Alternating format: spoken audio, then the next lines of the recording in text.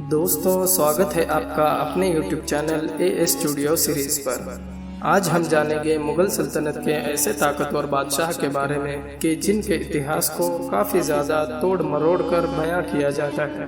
جیسے کہ آپ جانتے ہو کہ آج کے اس پرفتن دور میں خود کے سیاسی فائدوں کے لیے کافی کچھ چیزیں بدلی جا رہی ہے۔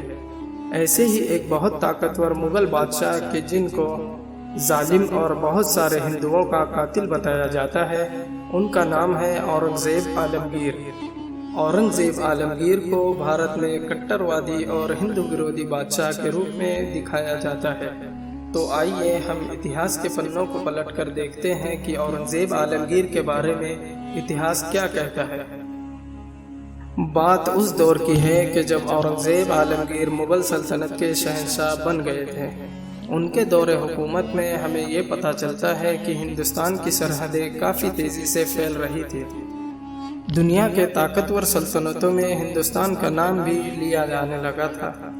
اورنگزیب عالمگیر نے ہندوستان پر لگ بھگ 50 سالوں تک حکومت کی ہے۔ ان کے دور حکومت میں ہندوستان سب سے زیادہ امیر، سب سے زیادہ ترقی یافتہ دیش بنا رہا۔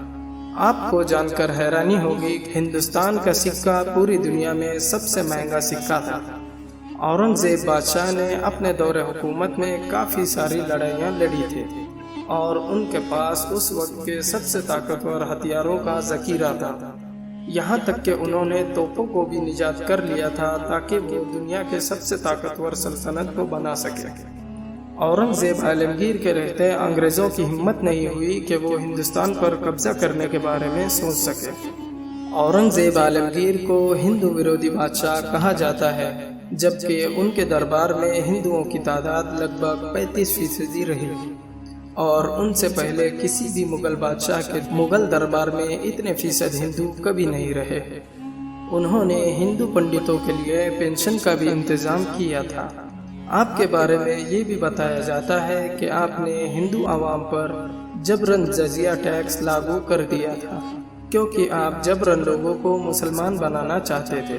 اتہاس کی مانیں تو یہ بات صاف صاف غلط نظر آتی ہے، کیونکہ اورنگزیب عالمگیر نے اپنے دور حکومت کے 20 سال گزر جانے کے بعد ہندوؤں پر جزیہ ٹیکس لاگو کیا تھا۔ جزیہ وہ ٹیکس تھا کہ ہندوؤں کو ہر سال اپنے آمدنی کا 100% حصہ حکومت کے خزانے میں دینا پڑتا تھا، اور اس میں کافی سارے لوگوں کو کوئی جزیہ لاگو نہیں تھا، جیسے کہ برہمن، پنڈت، بزرگ، بیوہ، ایسے کئی سارے لوگ۔ مجبور و مظلوم لوگوں کے لیے کوئی ٹیکس نہیں تھا، اور مسلمان بھی ہر سال زکوٰۃ کے طور پر اپنے آمدنی کا 2.5% حصہ حکومت کے خزانے میں دیا کرتے، جو غریبوں اور ضرورت مندوں کے کام میں آتا۔ پتہ چلتا ہے کہ یہ ایک حکومتی فیصلہ تھا کہ ان پیسوں سے سلطنت کی ضرورتوں کا خرچ سنبھالا جاتا تھا۔ اور آپ کو بھارت میں کئی سارے ہندوؤں کا قاتل بھی بتایا جاتا ہے، لیکن اگر آپ اپنے حکومت کے 50 سالوں تک ہندوؤں کا قتل کرتے تو شاید انگریزوں کے حکومت کے پہلے ہی ہندوستان میں کوئی ہندو باقی نہ رہتا۔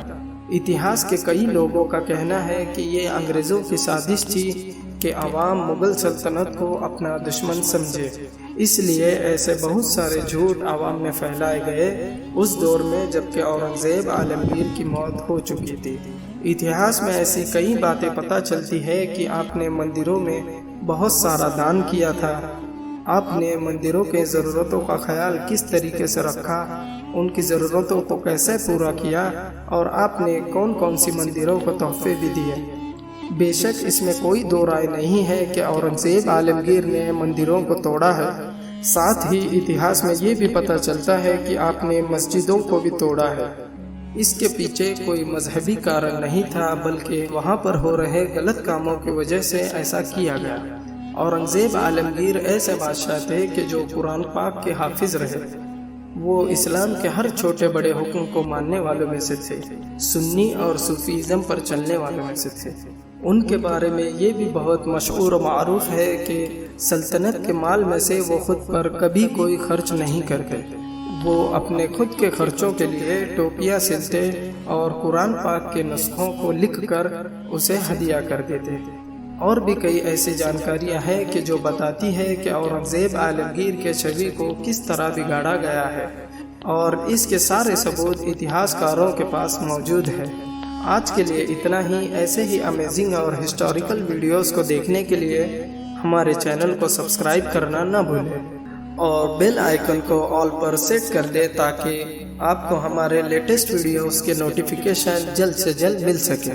ویڈیو کو لائک کرنا بالکل نہ بھولیں اور اپنے دوستوں کے ساتھ جانکاری کو ضرور شیئر کریں۔ ملتے ہیں اگلے ویڈیو میں۔